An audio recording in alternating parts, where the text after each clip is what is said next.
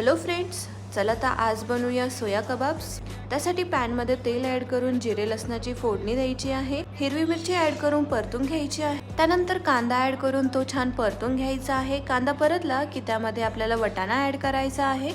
मग त्यामध्ये आपल्याला लाल तिखट, हळद, धणे पावडर, गरम मसाला आणि काळं मीठ ऍड करून परतून घ्यायचं आहे। मग 2 चमचे कॉर्नफ्लोअर ऍड करून परतून घ्यायचं आहे। हे सर्व मिश्रण मिक्सर मध्ये ऍड करून थोडीशी कोथिंबीर आणि सोया चंक्स ऍड करून आपल्याला छान बारीक वाटून घ्यायचं आहे। मिश्रण मध्ये आपल्याला 2 किसलेले बटाटे, थोडेसे ब्रेड क्रम्स ऍड करून हाताला थोडं तेल लावून सर्व मिक्स करून घ्यायचं आहे।